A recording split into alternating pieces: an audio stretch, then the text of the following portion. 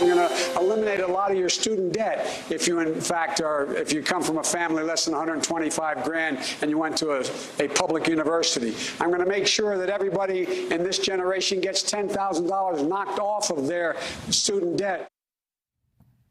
More than 40 House Democrats want President Biden to make good on that promise and more. The freeze on student loan repayments expires May 1st. It's been in place since COVID started.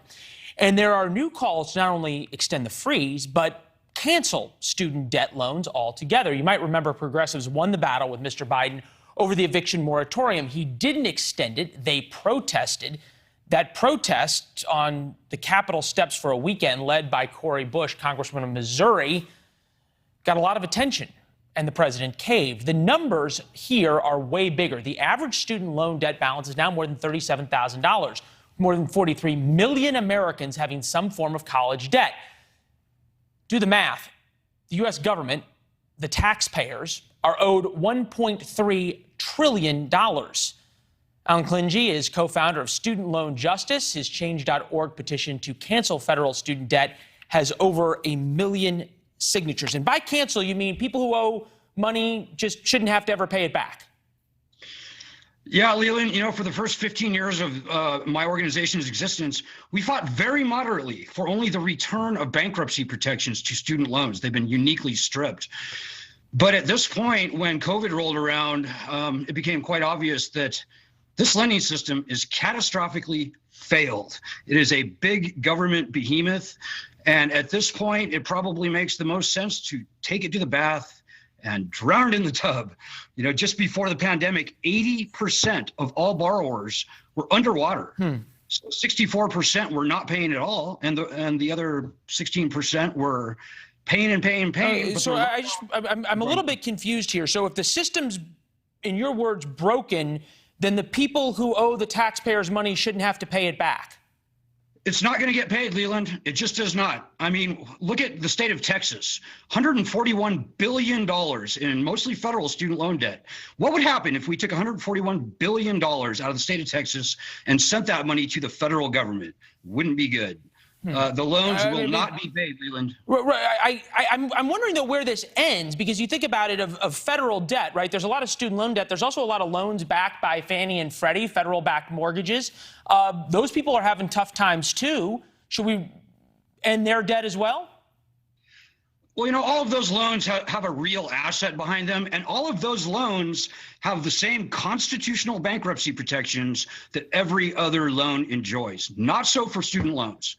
So we should cancel student debt and forgive all these loans, and the taxpayers don't get paid back. So because there isn't bankruptcy protection? The taxpayers are doing great on this lending system. Even Donald Trump, before he ran for president, noted the fact that the federal government is profiting upwards of $50 billion a year on this program since Obama federalized it in 2010. The taxpayers did not pay $1.6 trillion for this loan portfolio. They paid a small fraction of that. And compared to, say, PPP loans or any of the other stimulus that we've seen, particularly during COVID, it is the cheapest, easiest way to stimulate the economy. I'm still confused about, did any of the people who signed the loan documents do so under duress?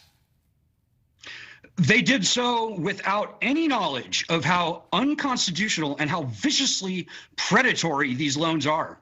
No other loan in this country has been stripped of bankruptcy protection. But how is offering somebody money to go to college and giving them a loan to do so, especially after 2010 when we knew they didn't have bankruptcy protection, how is that predatory?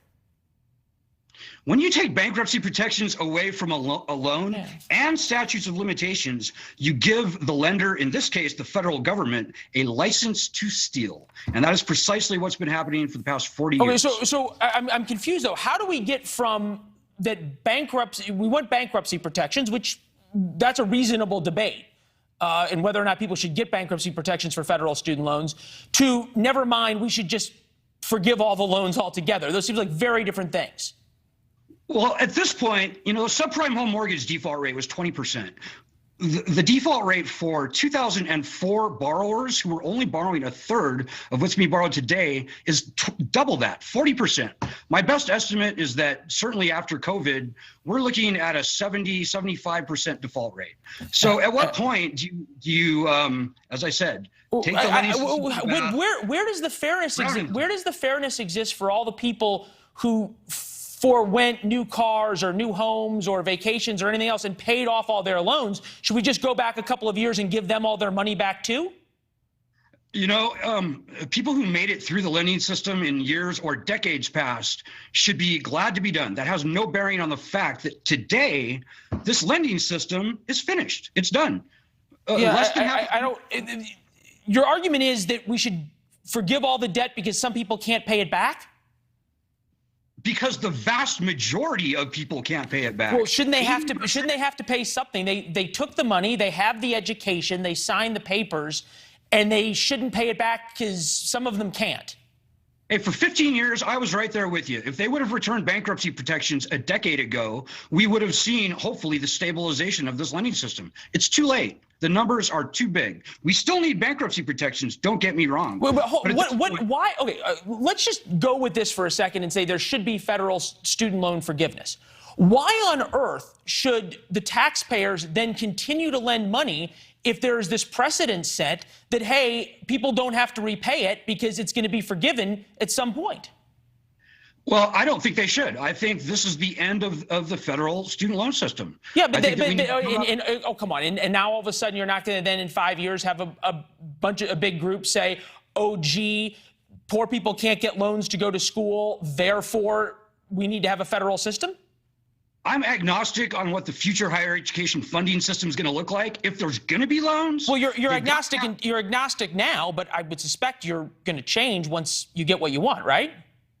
Well, if there's going to be a lending system going forward, the loans have got to have the same bankruptcy rights, statutes of limitations, fair debt collection practices, truth in lending laws, and all other consumer protections. That but I still don't understand why, if you give all the loans in the past, all of those reforms, why that would not then apply, why that wouldn't be fair, and why you then need to cancel all the debt unilaterally.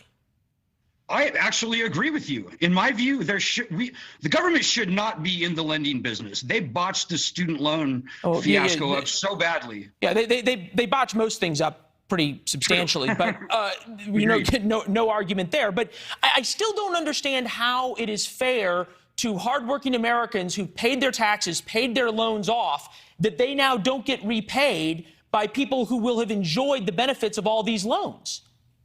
You know, Leland, it's just a fact. The loans will not be paid. They will not be paid. It's not going to happen. And I don't call it forgiveness. I call it cancellation. Well, a rose by another name. Fair enough. Hey, we got to run. It was good to chat. I appreciate it. You too, Leland. Come back. This debate's going to continue in Washington for sure. I would love to. All right. Thanks for watching. Click the red subscribe button below so you can get more of NewsNation's fact-driven, unbiased coverage.